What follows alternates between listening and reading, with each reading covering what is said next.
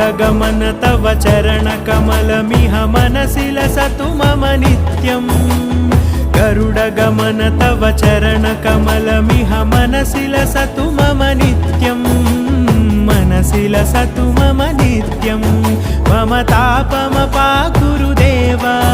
मम पापमपाकुरुदेव